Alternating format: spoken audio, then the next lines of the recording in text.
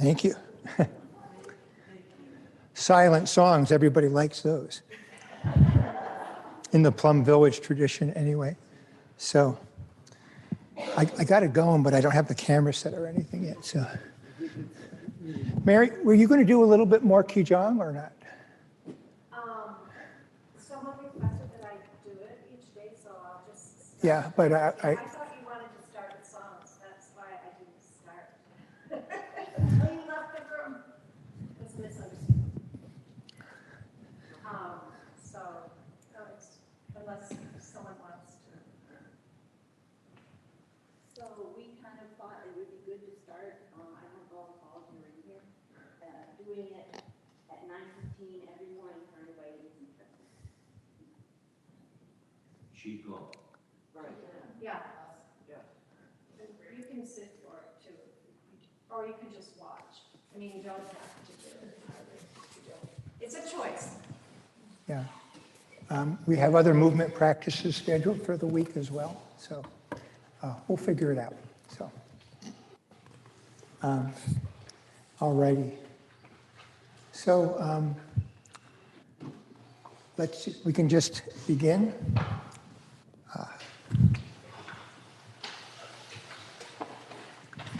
Wade, how do you want the lighting and stuff?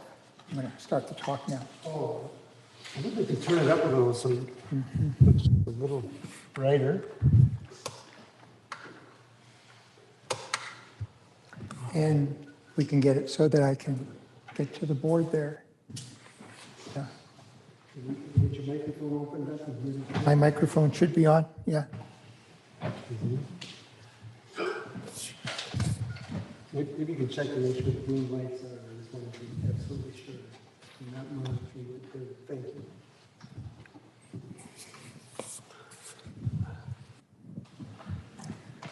So thank you, dear friends,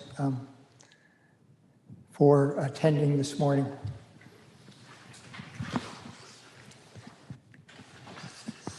I want to talk a little bit about how I got involved in the process of Vedana. Vedana, the second of the Four Foundations of Mindfulness, is, as I talked about Sunday night, we have such a problem with translation over cultures, etc., was the idea of what has traditionally been called feelings. And I think that people who are Western scholars have struggled with this. And the main thing that comes out now is something called feeling tone, meaning you like it, you dislike it, or you're neutral about it. And I became more involved with this, as often things happen in your Dharma life, by something that wasn't really even, part of a Dharma. I wasn't looking at a Dharma lesson or anything like that. So there's a little part of the New York Times Magazine called Letter of Recommendation. In July of 2017, a guy by the name of Bruce Olnick, don't know who he is, except when you read the article, you know he's a Zen practitioner. And the recommendation was for cold showers. As a New York resident, he marked how once upon a time he had had a problem with his apartment, as you often do in New York, and had to take cold showers for a little while. Not fun. And then he actually ended up with a situation where he talked to his Zen teacher about that maybe this would be sort of a good idea to kind of do that. The idea is that we are kind of led around by the nose by these two little, he likes to call them petulant children in the back of our car. Everybody can get an idea about that. Like and dislike. And they tend to take us places where we don't necessarily want to go. He talked about going home after having had a real sumptuous meal, and he's passing by his favorite little custard place. And it has its favorite flavor, so of course he has to go in and get an extra scoop even though he already was full. And those sorts of things. And so like versus dislike was a really interesting thing. And after having read the article, I took it upon myself for a couple of months to take cold showers. And I'll tell you, it's a very interesting phenomenon. It absolutely brings forward to you immediately your dislike. And then you have to deal with it. And that's a really wonderful, wonderful practice. Duality, duality, duality. This is one of my favorite Rumi poems. Out beyond ideas of wrongdoing and right doing, there is a field. I'll meet you there. When the soul lies down in that grass, the world is too full to talk about. Ideas, language, even the phrase each other doesn't make any sense. The breeze at dawn has secrets to tell you. Don't go back to sleep. You must ask for what you really want. Don't go back to sleep. People are going back and forth across the door sill where the two worlds touch. The door is round and open. Don't go back to sleep. That poem, in case you want to look it up online, is called The Wagon. And somebody did that because Rumi never actually named his poems. And we could do a whole lot of Dharma talks about that. But out beyond the field of right doing and wrongdoing. And then this morning, when we were chanting affirming faith in mind, the great way is not difficult for those who do not pick and choose. That's a simple thing, right? Don't pick and choose. And the ideas that we have, Shakespeare saying, nothing is good or bad, but thinking makes it so. So we have this idea that we can live in this place of no decision making. And it's a real big kind of goal. In the first mindfulness training, we talk about dualistic and discriminative thinking. Dualistic, taking and put things into one category versus the other. And the thing that's interesting about Vedana is that it isn't at all volitional. It just happens. I live in an area right now where, in an era where we have a great deal of scientific information from things like MRI scanners, specifically, and that's what I'm going to be talking about right now. So when Ty last night was talking about those 51 bija, those 51 seeds, those 51 mental formations, there are 5 that actually, I need something to write with.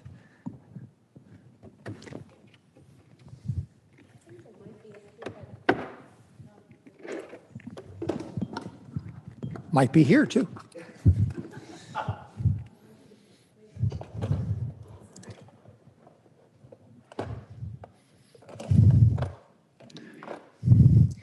And there are these wonderful things that, can we get the camera to show up close? Yeah. Mm-hmm. About how we process things that are called the 5 universals.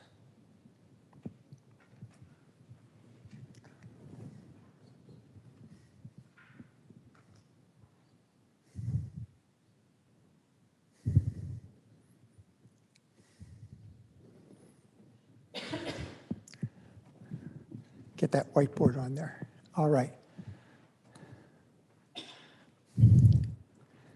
And the 5 universals are contact,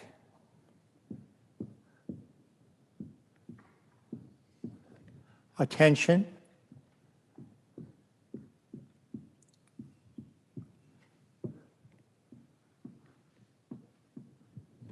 Vedana,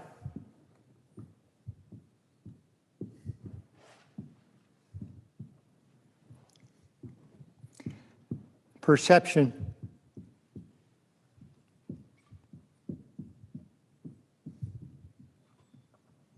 and volition.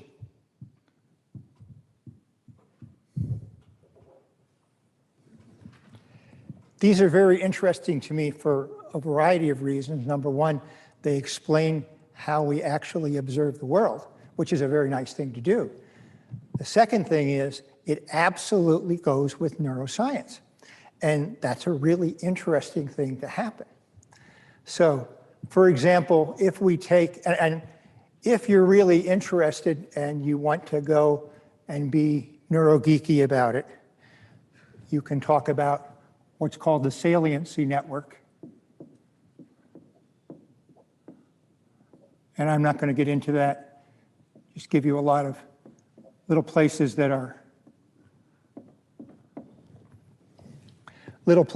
you're just going to get confused. If contact happens at time 0, a photon hits your retina, for example, then attention happens very shortly after that. Not exactly sure what that is, but at 100 milliseconds, that's 1/10 of a second, Vedana becomes activated. You have decided whether you like or dislike whether something is pursuable or a threat before you even know what it is. The classic example that people hear about is if you are walking in a forest or even in your basement, or I suppose even your lawn late at night, and there's a coil off to your right. Boom. Your mind says snake or danger right away. Then you turn around and see that it's a garden hose and things change. But your first thing is liking and disliking happen before conscious thought. That's a really important thing. Like and dislike are the very first thing that happens. Perception, like you decide that it's just a garden hose or it really is a snake, is about 250 milliseconds, quarter of a second. And volition is about 750 milliseconds. So since, as you look at that, 750 milliseconds sounds like a long time. Well, it's less than a second, I mean, it's really quick. And they happen in such a way that people have this kind of idea that, they may have happened in different ways. Our brain is very, very good at deceiving us. It's very, very good at kind of making up things. And one of the things that I think it makes up quite a bit is the idea of you saw something and you made a decision about it, whether you liked it or disliked it. The thing that happens here is actually something happened and you liked it and disliked it, or were neutral about it before you even knew what it was. This makes it really daunting for the person who is saying, the great way is not difficult for those who do not pick and choose, because you pick and choose before you even know you picked and choose. There you go. And it also has to do with the idea that I hear frequently in people who teach mindfulness. In fact, one of the really common definitions is moment-to-moment, non-judgmental awareness. Judgment's made. You can't do anything about it. I mean, it's just there. The overall cultivation of Vedana and the overall cultivation of having how you can kind of go with things is very, very important and very salient. But on the short term, like what happens right here, right now, if a bear comes in that back door, you don't have any choice. Before you know it's a bear, you're already got that kind of fight, flight, freeze thing going on. So those are the kinds of things that happen with Vedana. Now, it is very interesting to me, and as I've done this over the 6 years now, that Vedana has a certain type of signature to me. It can tell negative Vedana, I can tell positive Vedana. It's taken a while to do that. So it's very interesting to kind of notice how that goes. And the negative Vedana is pretty much the whole sum and substance of a lot of our suffering. So people, for example, with chronic pain, there is little about the sensation of pain that is automatically unpleasant. Vedana throws on that it's unpleasant. And we know this from a couple of reasons. There's a person, I think she's in Texas, who has no Vedana for pain.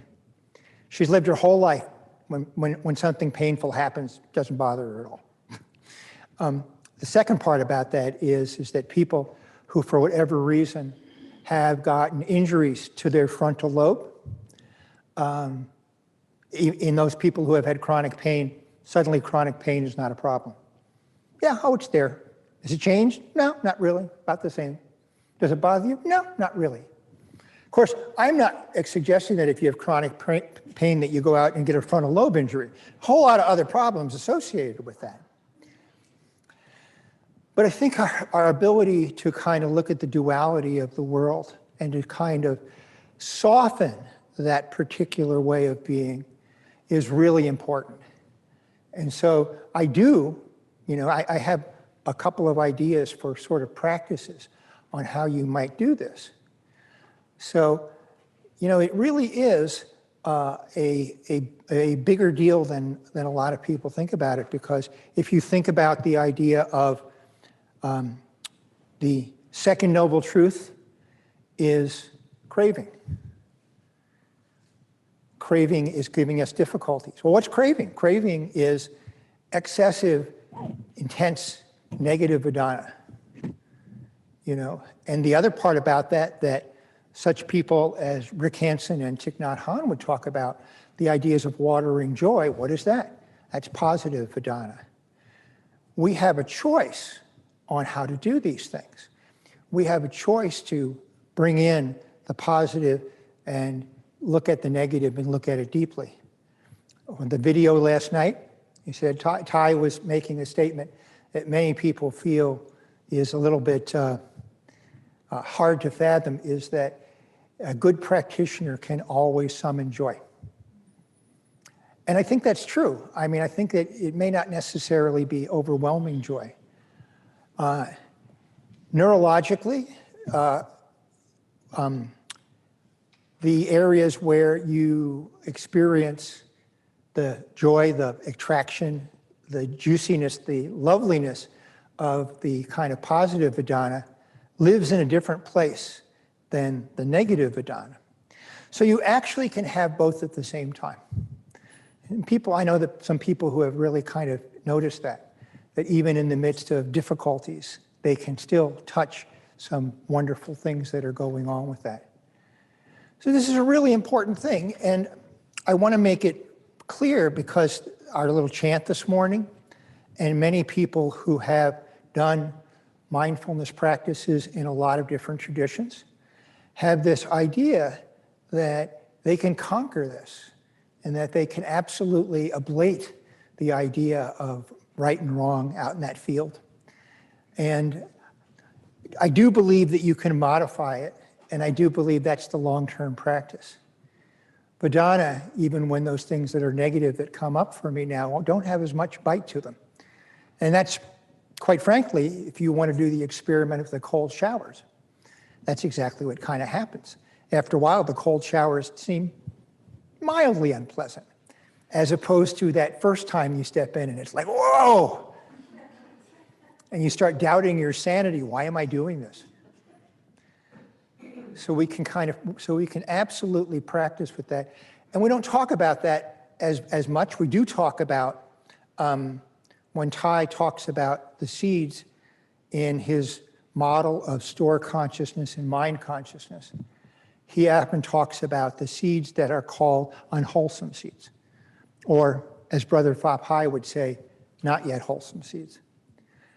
And what are they? They're attached to negative Vedana. They're attached to aversion. They're attached to things that we don't like that make us uncomfortable. So we dig into that discomfort.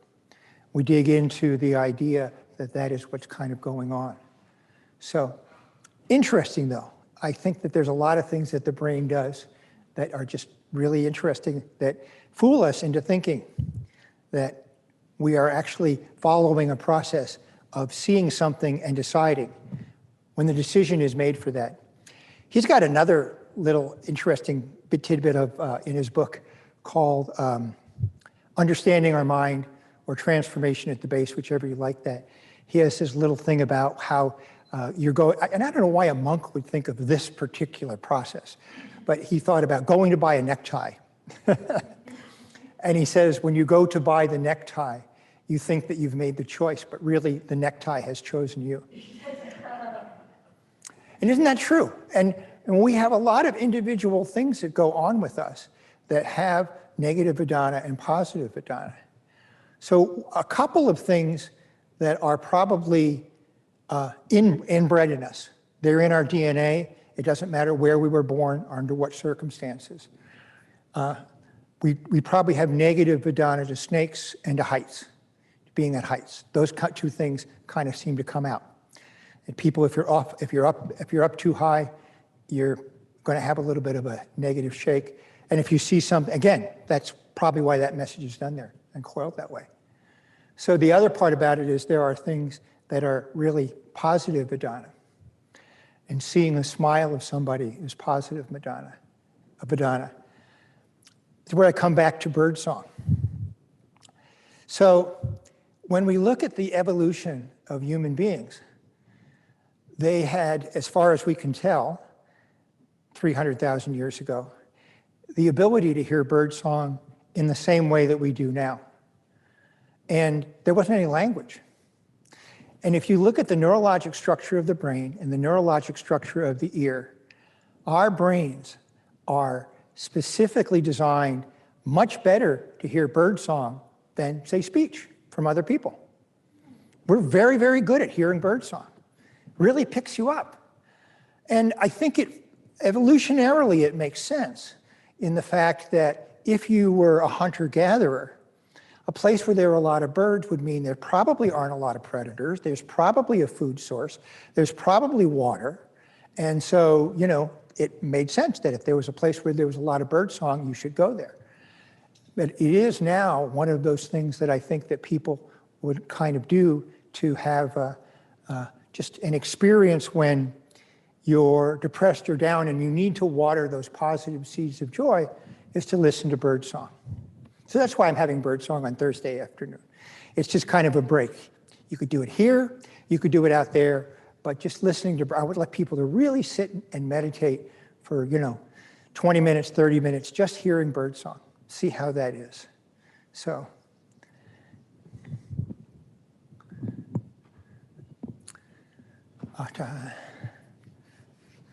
Five universals they're called, yes.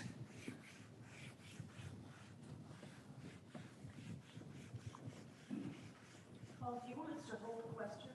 Yes, could you please? Yeah, then we can get the microphone around and, yeah. So I'm happy to answer all of those when those come, but yeah. So I have several practices, and these are going to overlap with other things that people have said about, well, how do you work with Vedana? What do you do with it? And once again, getting back to what I said before about spiky balls a couple of days, I'm an N of one. I do this. I love the spiky balls, so I recommend them to you all, but maybe they work, maybe they don't work for you. I have the same sort of thing with Vedana. Vedana has made a huge influence in my life. How I pay attention to the likes and dislikes of all these tiny little things. So the first particular practice, this is very simple.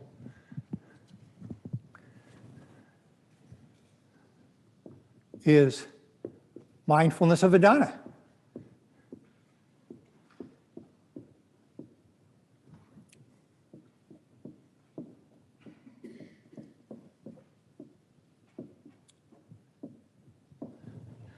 So when you're having a spell of anger or fear, notice the negative charge.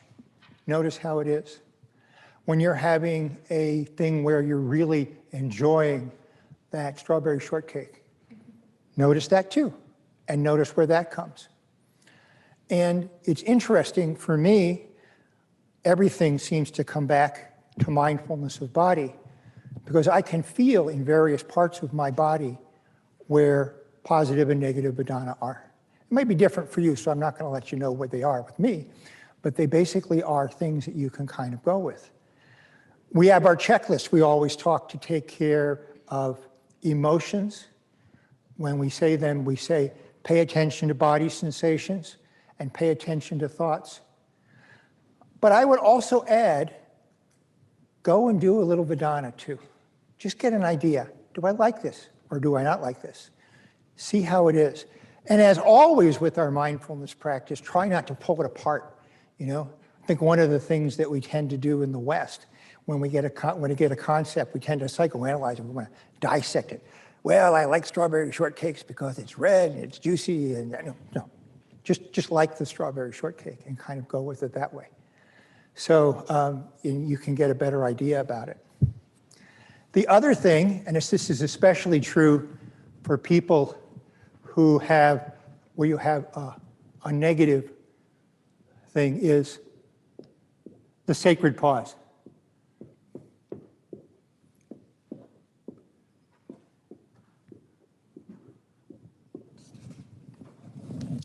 Taking that Vedana, as we've seen with my little example of the coiled hose, not always right. Not always right. So taking a little bit of an idea of a pause when something pops up. Positive or negative, just say, what is going on with that? You might even have a feeling about, my brain has decided that's a good, why? And you don't know. There are things called implicit memory, and people may know about these sorts of things. They're often very much body related, but they can be otherwise just experience related. Explicit memories are things that you can kind of bump up. You know, I can remember my son's six-year-old birthday party. It was peculiar. But often there are things that happen that fall into both our body and our consciousness that we don't have a real thing about it, but besides the things that we are inherently born with negative Vedana. And again, snakes and heights are just two things. There's probably a zillion more. I just don't know what they are. I haven't gotten anybody to give me a list. There are things that happen in our existence that might cause negative Vedana. If before the time you had really started cataloging conscious memory, which is kindergarten or so, if you had an uncle with a big bushy mustache, and that uncle with the big bushy mustache was always annoying you, telling weird jokes, giving you noogies, or even worse, being physically abusive, you would go through your life not knowing why, but when you saw somebody with a big bushy mustache, you'd get this negative Vedana. You didn't know why. Haven't we all found somebody that, I don't know what it is about that person. They seem perfectly nice. That kind of thing can go on. So the idea of kind of looking at this through the lens of just being aware that that is happening is a valuable thing. We talk about this when we talk about mindfulness of emotions, that every time you deeply observe anger, fear, depression, anxiety, it softens a bit. It gets a little bit easier. It's the same thing with Vedana. If you observe it deeply, it tends to get a little bit better with that sort of thing.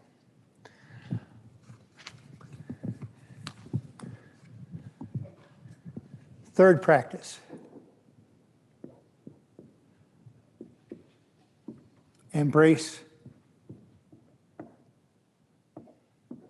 negative Vedana.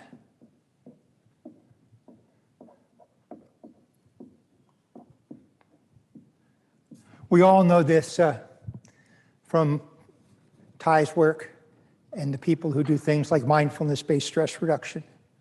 We don't turn away from our afflictions, we turn towards them.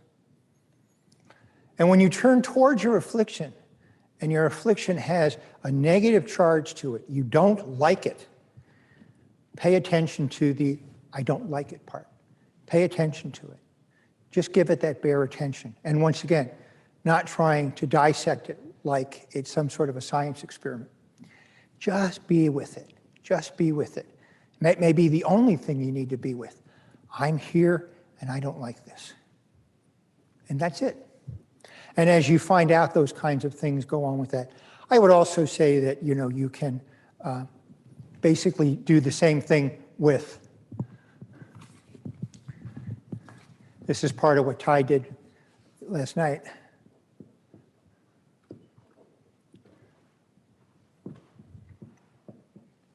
Embrace positive Vedana.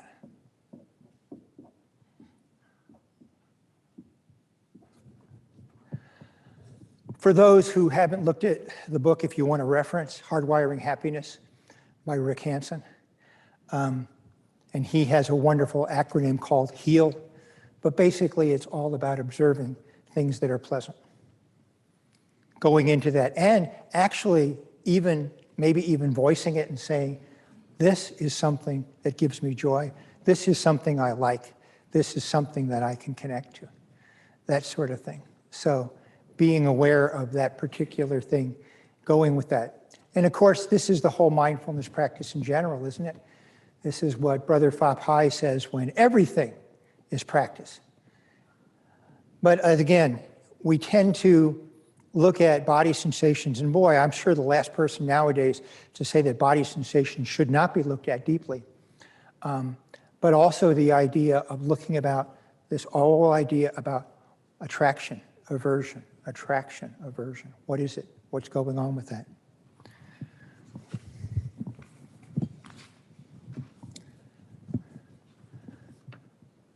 The non-toothache.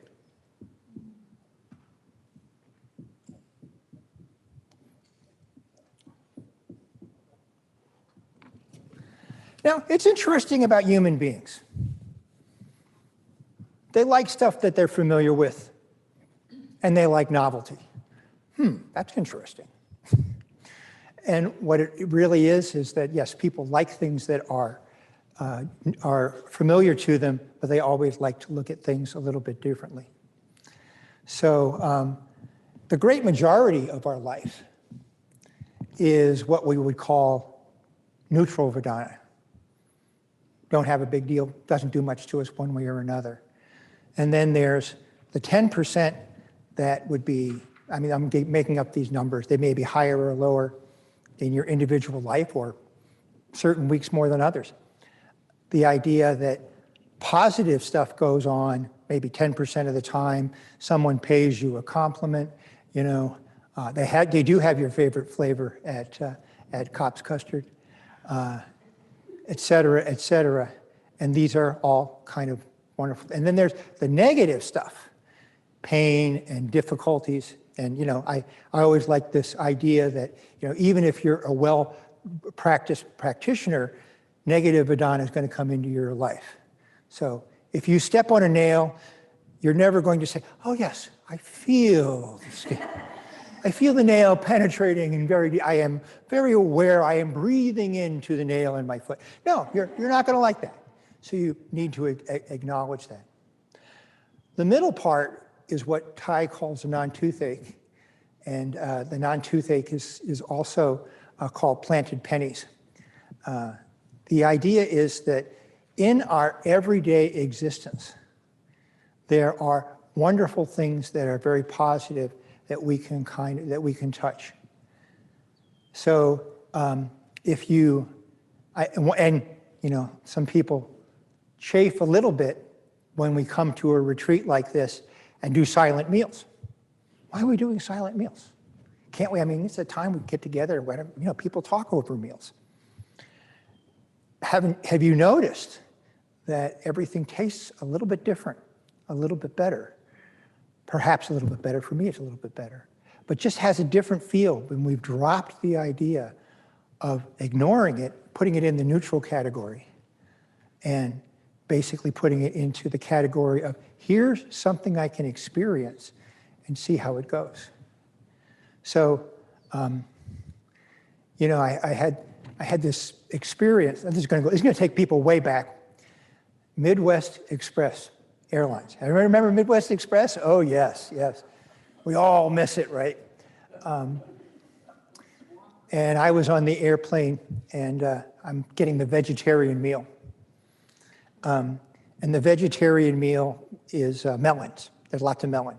They figured vegetarians like melons. I don't like melons. At least I didn't think I liked melons. I mean, I said, you know, so little cantaloupe, honeydew, little watermelons, very pretty. I was definitely getting into the Vedana. I didn't even know about Vedana back then. But I was definitely getting into the Vedana of the colors and the presentation. And I decided, do I really know that I don't like melon? I mean, I haven't had any for like 5, 10, 15 years. I'm going to give it a try. Don't like melon.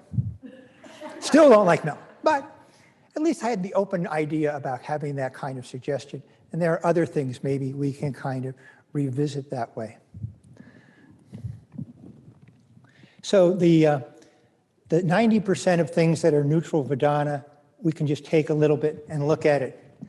Its color, its shape, its connection with the world.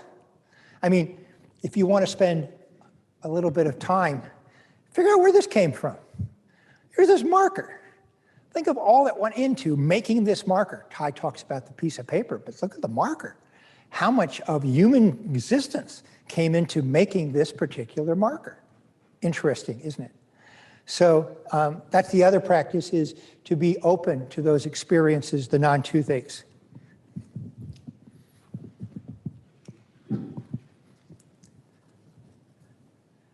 This is one that is good for people who have test anxiety or social anxiety. Changing the peg. So this is the Buddha's thing about changing the peg. A peg in carpentry holds two pieces of wood together, and sometimes it gets a little rotten. And when it gets a little rotten, instead of trying to dig it out, you just change the peg by putting a fresh peg on top of it. So many of the things that we call emotions are just what we call, which are really affect.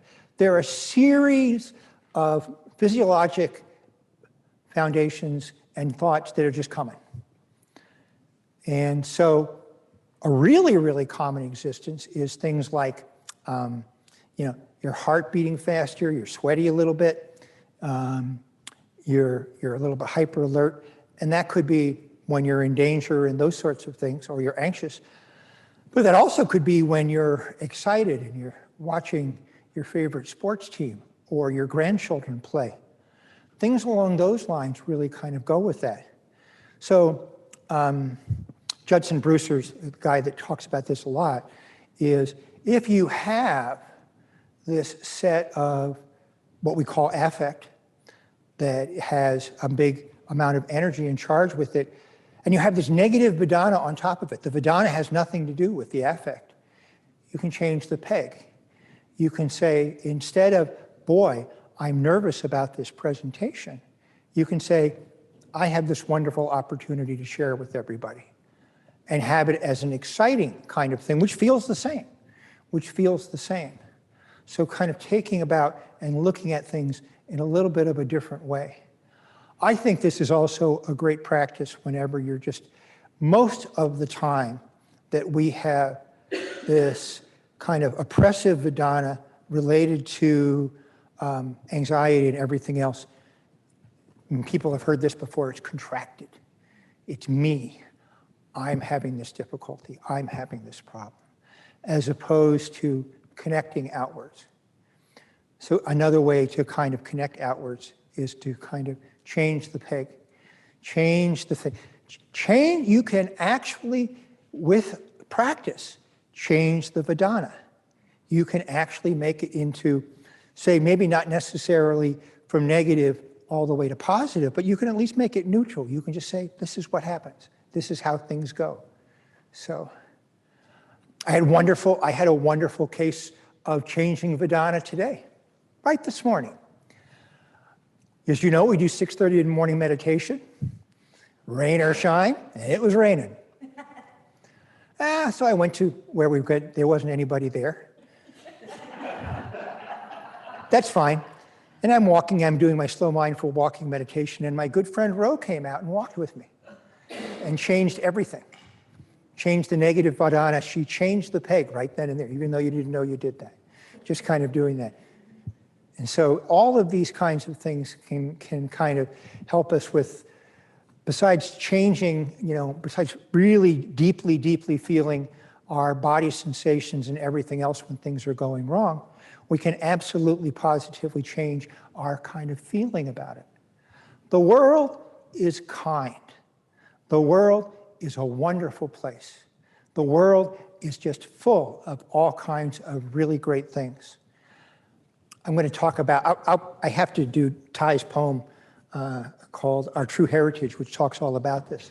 I'll do that, I think, on the last day. But this idea that, why are we acting like the destitute child when here we have all of these terrific riches? And certainly, last, but certainly not least, is body-centered practice.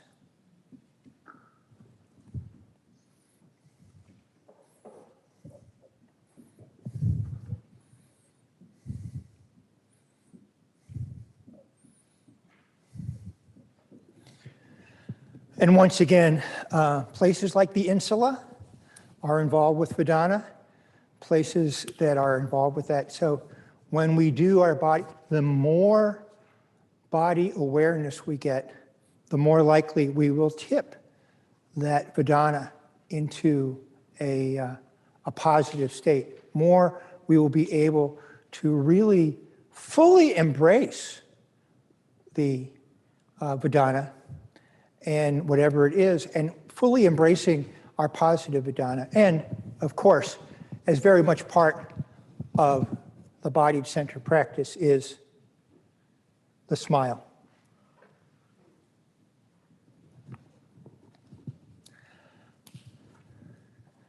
I'm often caught doing silly smiling, but it's all right. I don't care. It's just the way it is. And if nothing else, if you're smiling and people don't know why you're smiling, they'll wonder what you're up to. So this is really a wonderful practice of looking at attachment aversion, and it plugs right in to the Four Noble Truths, right? First noble truth, there's suffering. Okay, why is there suffering? Well, there's suffering because there is this thing called dukkha, unsatisfactoriness. What more, if you wanted to talk about negative Vedana, what better term could you use? Unsatisfactoriness. That kind of goes that way.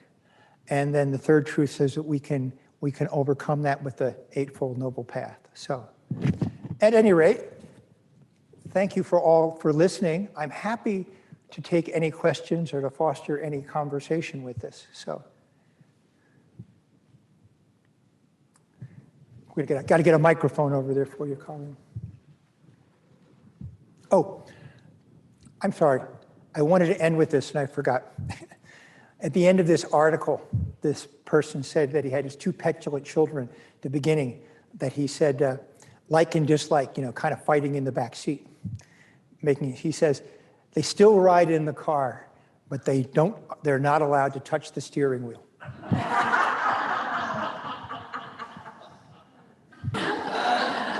Thanks, Paul. So Vedana essentially is our feeling about something. Yeah. I've got kind of a two-part question. So, once again, words are difficult. If you're talking about feeling as a particular emotion, no. But if you're talking about feeling as whether you like or dislike it, yes.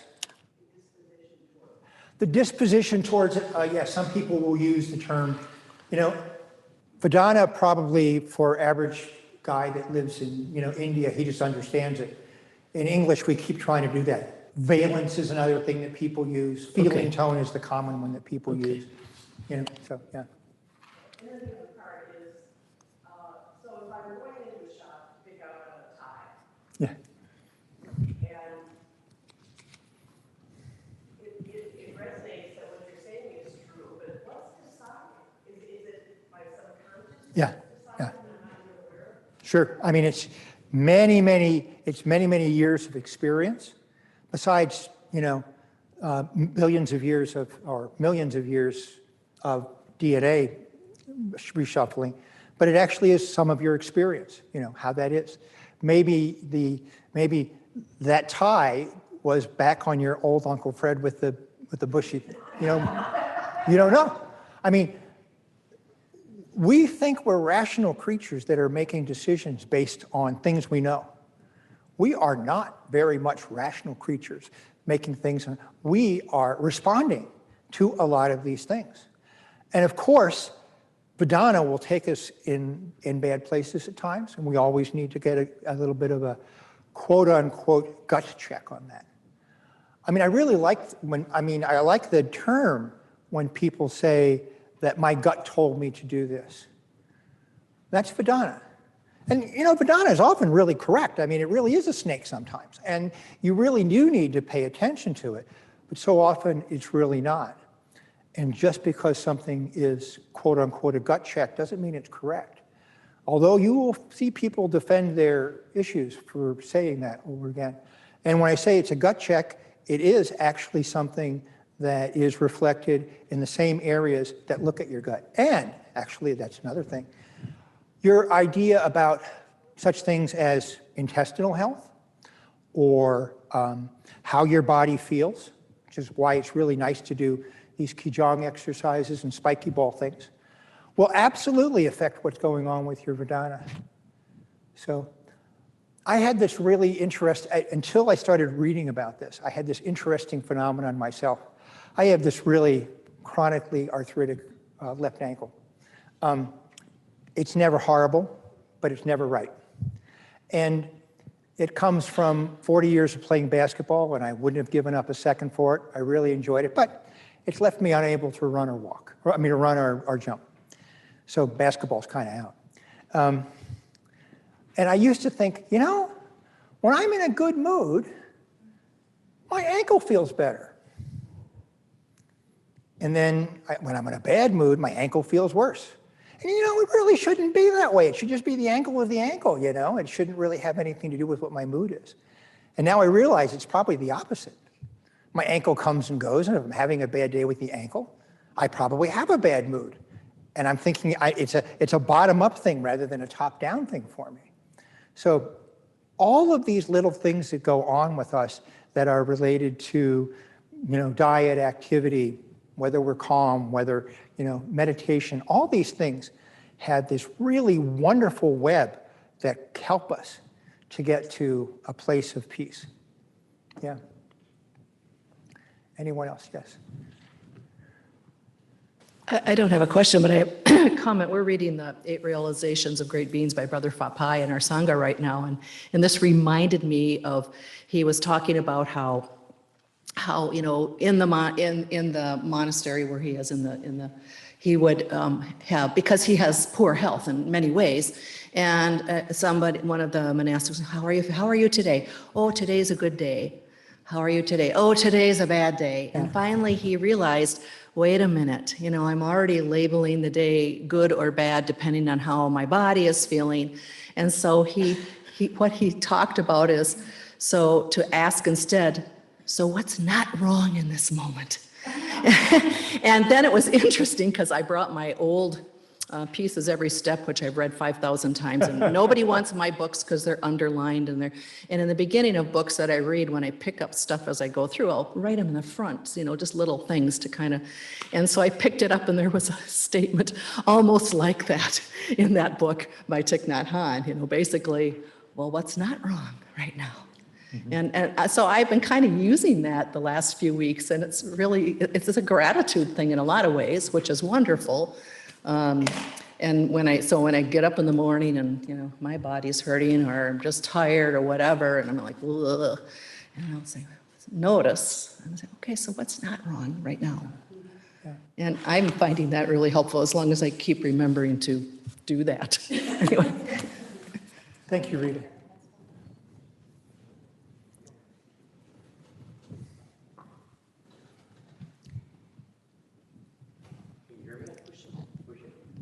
Now you can hear me. Okay. I just had, it's gone, it's off the board. I have one question. Paying close attention, I think that, how I think anyway, is the sacred pause. Yeah. Now, when I think of the sacred pause, that there is multitude of things that happen in a day. Mm-hmm. One is, I can remember back one where I reacted to something and it turned out perfect. And everybody said, how did you know? And it was like a sacred pause, I think. I went with not just the gut, there was a force that was pushing me there. It was the birth of my first granddaughter. Everybody said, wait, wait, wait. I said, I'm not waiting. And I went, and she was in Denver.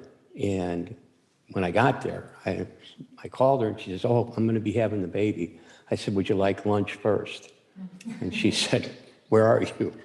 But it was a sacred pause. When I think about it, there was a moment that it wasn't even a gut feeling. It was coming from somewhere else. Yeah. And so if I was try to understand everything that you brought out, if I'm able to make that pause, Yeah. then everything should flow much better. Mm-hmm. And then when that pause happens, even with anger coming towards me, if I can pause and sit with it, would that be the breath? Could Would we be. be able to take the pause? Yeah. And if things are very difficult, breathe first, and that's the pause? Yeah. I think that's what a lot of people in the Thich Nhat Hanh tradition would do. I'm not sure that that's necessary, that everybody needs to use their breath to pause. But yeah, using the breath is really a good way to ground. But you just reminded me though, so the things that we call afflictive are things that make us small, make us fall in on ourselves, not connect to others. The things that are generally expansive, even the strawberry shortcake, are things that help us connect, to feel, well, if nothing else, when you're eating your strawberry shortcake, you feel pretty good about the world, right? I live in a world that has strawberry shortcake. I mean, that's great. So, the ideas of defending this individual organic self versus being able to celebrate our existence with everyone else is definitely on that spectrum of, we tend to think of it as being very cut and dried. I like, I don't like. But when we say I like, we generally tend to go out towards connection. And we say I don't like, we generally tend to come into contraction. So, anyone else? Yes, Chris.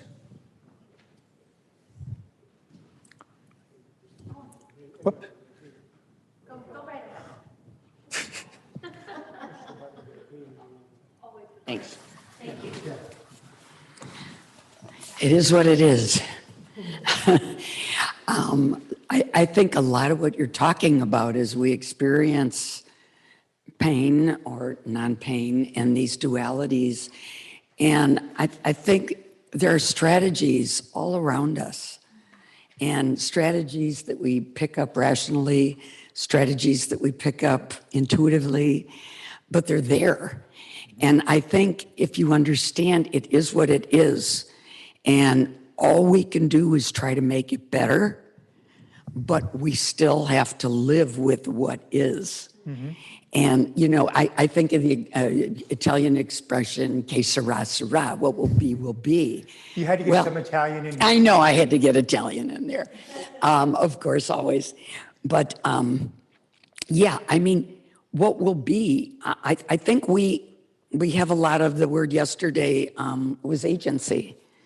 And I think we have a lot of agency in terms of how we decrease that duality, how we address it, both rationally, intuitively, and everything.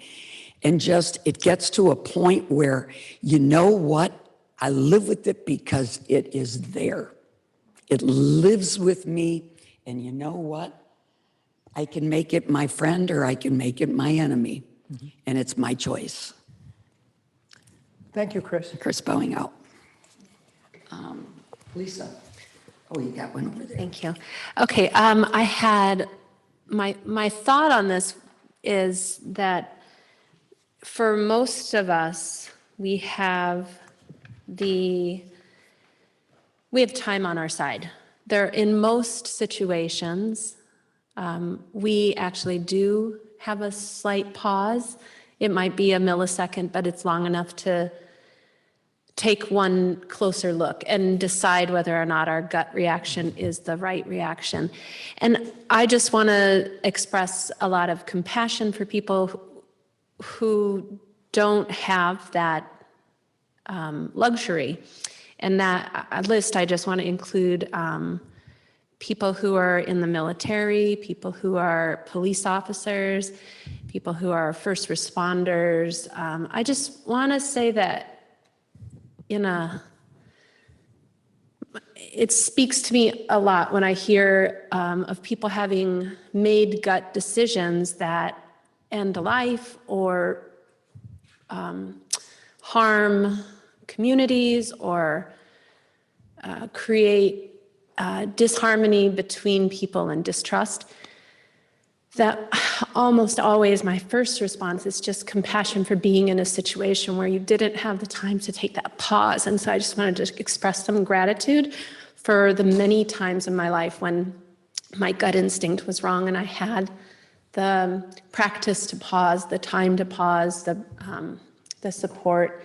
And I just want to extend that to other people who've had that opportunity to pause and just to express gratitude in those moments when you get to take a second look. Thanks. Anyone else?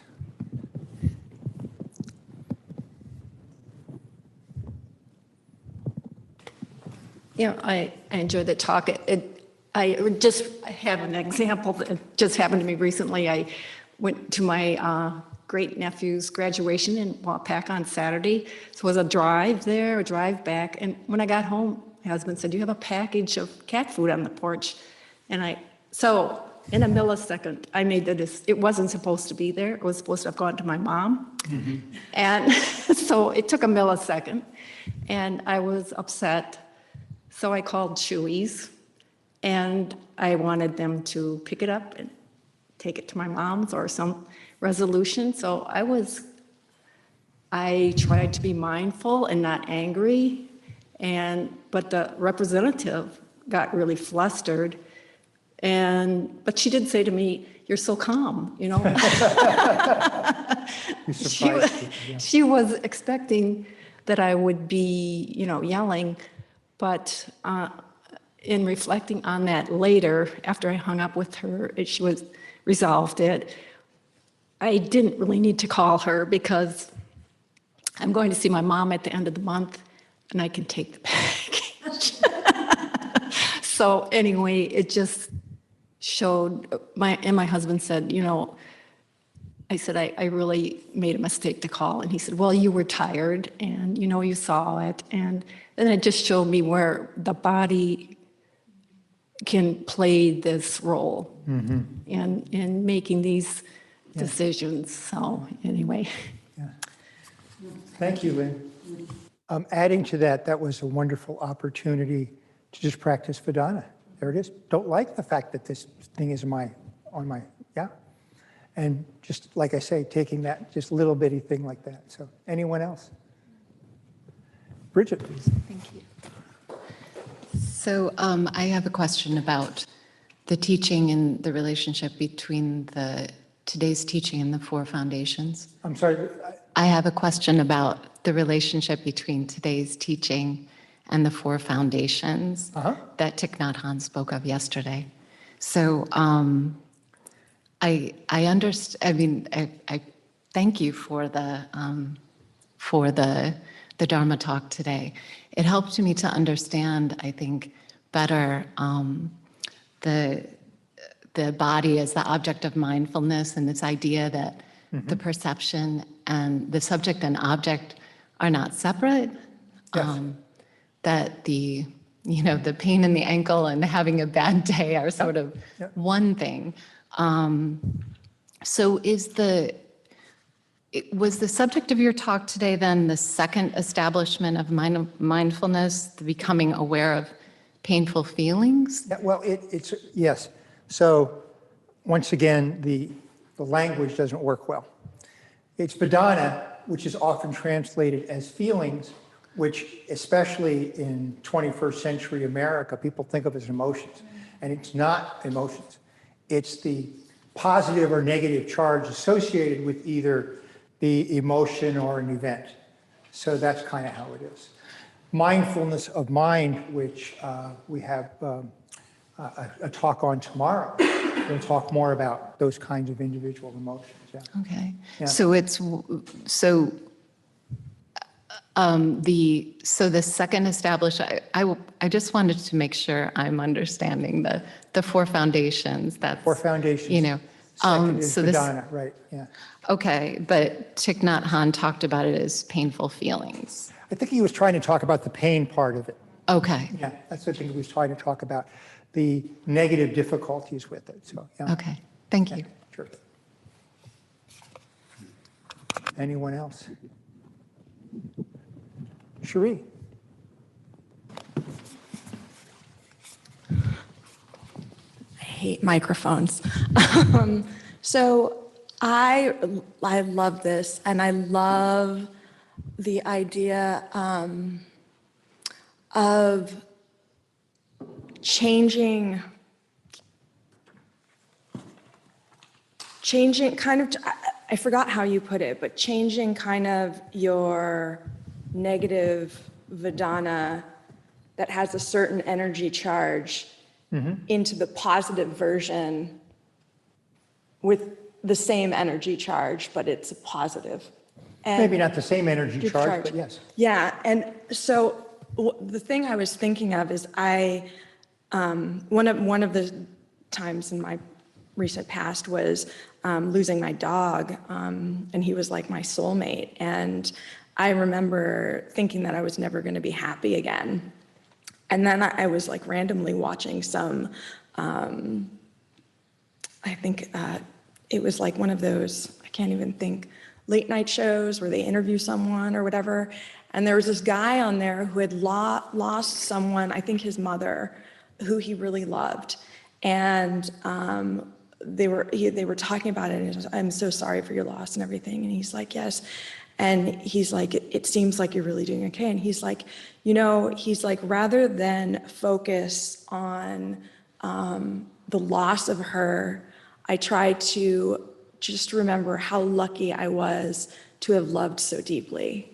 And like when he said that, it like clicked something in me in this way where it helped me change the kind of the negative Vedana towards this loss to a similar energy charge, but in a positive sense. Yeah. And I felt like he was doing that, and I didn't know what it was called at the time. I just was like, man, that was beautiful, and I grasped onto that and kept it with me, so.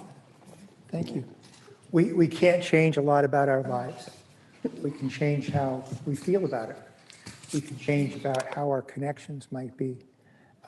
We can decide, instead of being, like I say, contracted and involved with this sort of individual, tiny little organic thing, our bodies, our own individual bodies, we can expand.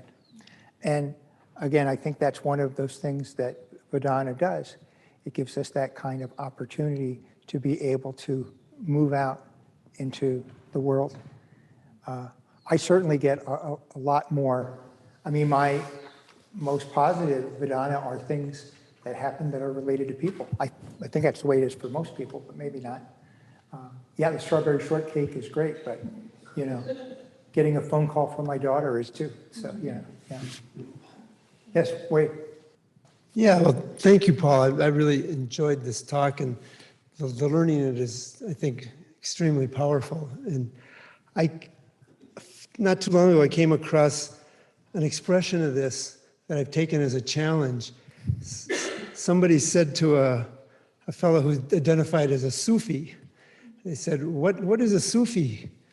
And the response was, joy at sudden disappointment.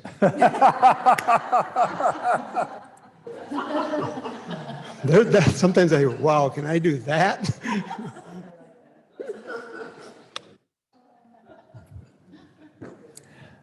I will say this, looking back on my life, the things that have been difficult have all been interesting. So there,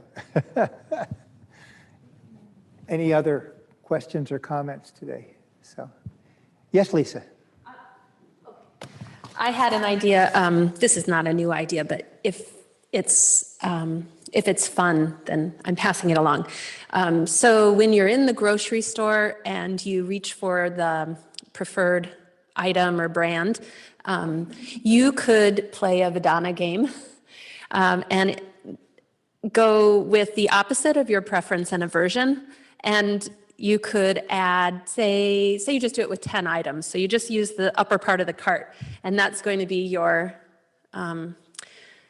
you don't go with your strong gut instinct toward that is the piece of fruit I'm going to choose, or that is the cheese. And then you make a fun game every day of having one thing that is not your own karma. Thank you, Lisa. I think nowadays we really have a challenge when we talk about, there's really bossy Vedana, oh, I really got to have that, that kind of thing. And we are up against people who have really become friends with that in the marketing field, especially on the internet. We just need to be aware that, we're, being sucked in by really, really things that, wow, that's really cool, and getting us to consume unnecessarily. So, yeah. Yes, Tom. Well, thank you all for the... Microphone for Yes. Tom. Oh, yes, okay. Can you hear me? Yeah. Well, thank you all for the wisdom and a lot of different insights and awareness and pauses. So one of the thoughts that I had is that around pause, the retreat is a pause from taking time away from what's usually happening in our worlds. But Paul, you made this statement and it was talking about something about not what's wrong, but this wonderful web that I think you said helps us or holds us. Mm-hmm. And for me in that moment, it was thinking about this notion of interbeing and not just being present with, our feeling, the Vedana, which for me felt like felt sense, but how to be appreciative of birdsong, but also the world, and the world now, but the world as it has been. And so very much appreciated your thoughts on that sense of the wonderful web and that connection to being and interbeing. And don't know if you have more to say upon it, but was very grateful for that. Thank you. Negative Vedana is our birthright related to our hunter-gatherer state. The reason that we have the thing with the snake is the snake was really a problem, and et cetera, et cetera. And even though we know that generally the people, hunter-gatherer people were very adept, they didn't have strawberry shortcake. At least we don't think they did. So the negativity bias goes in a lot of different ways. And you can get yourself tugged with your negative Vedana all the time.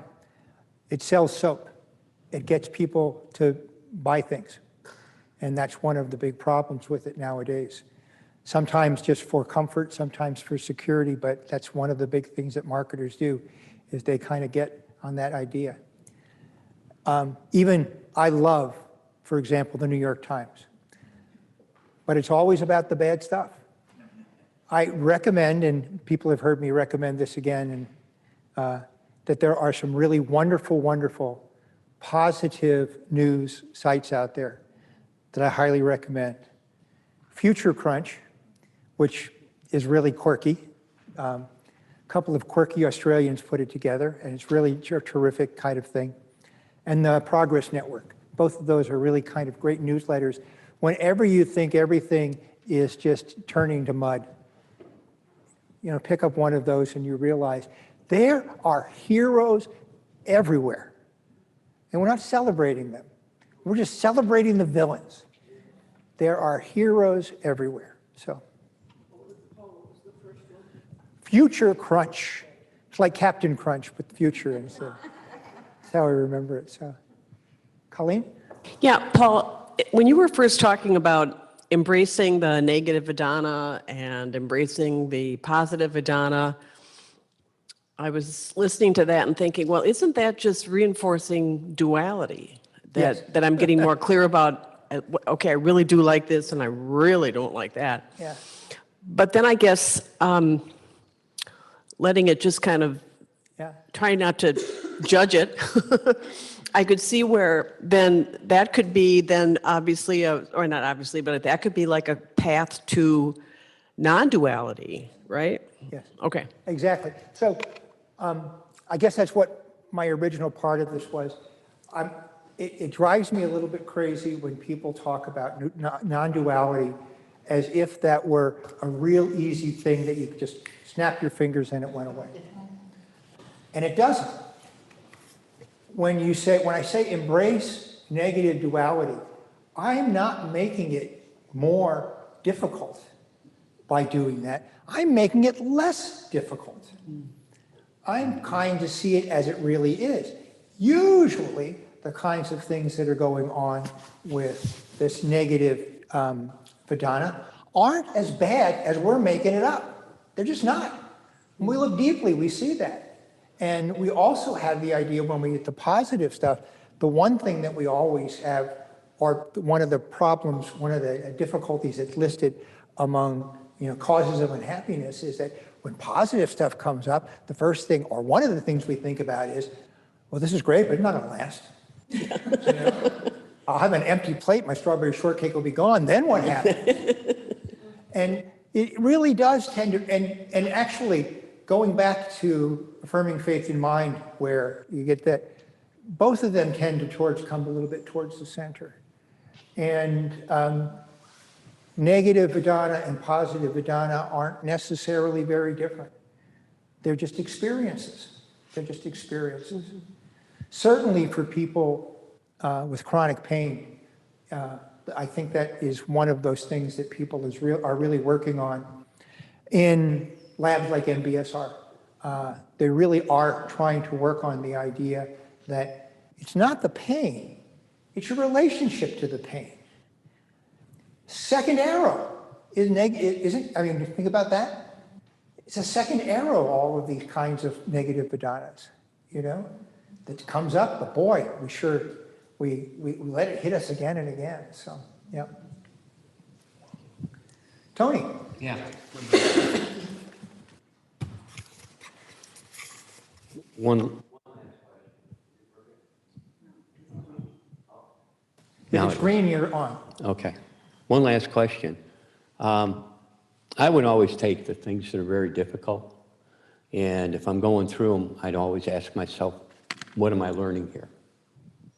What is it teaching me? Mm-hmm. So I kind of get that same thing from what we're talking about. Yeah.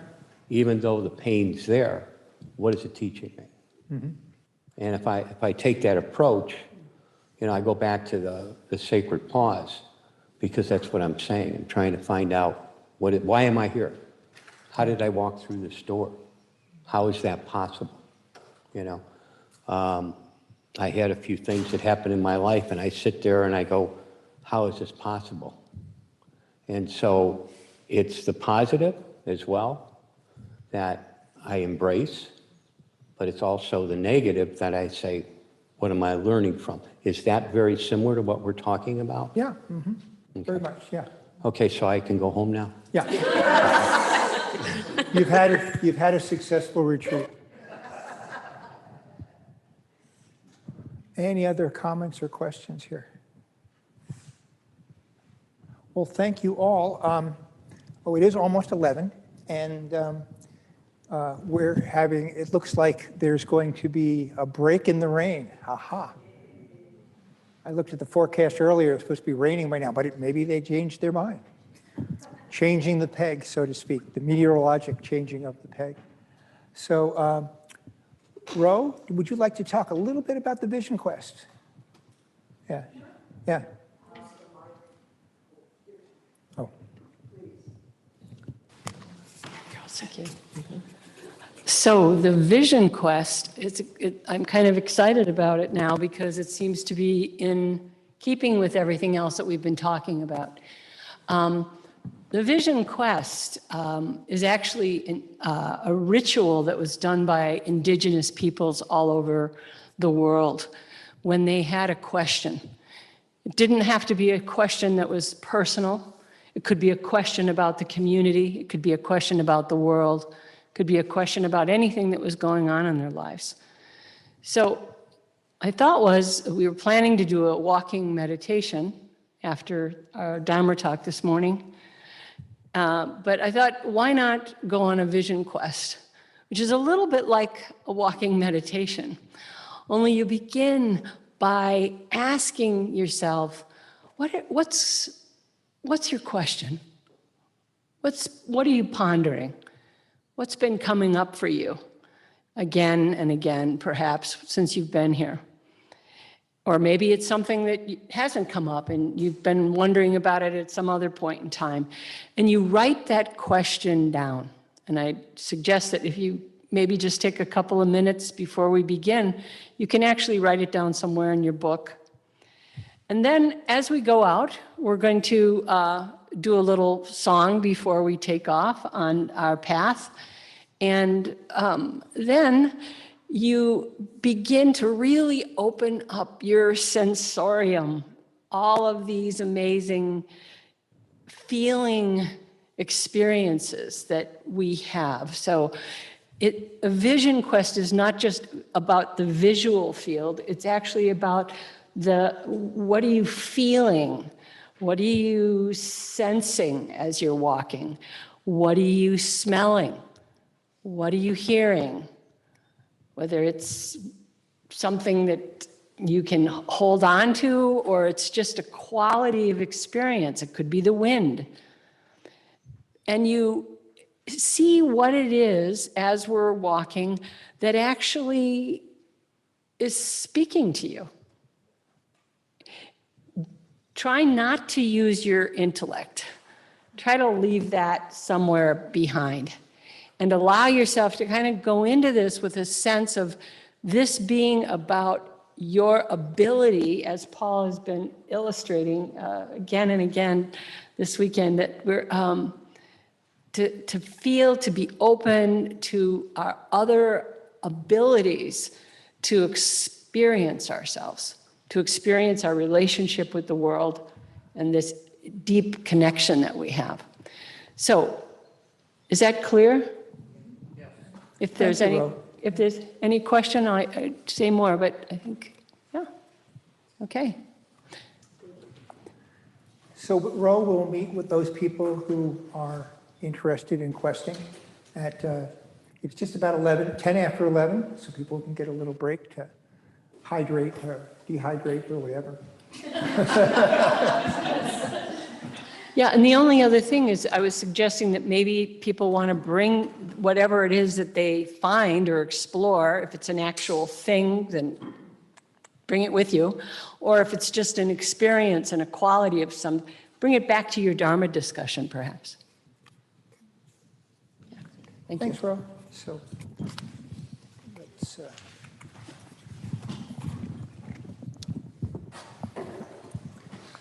Thank you all for, I tell you, when I do a talk like this, you water seeds of joy in me by being attentive. Thank you.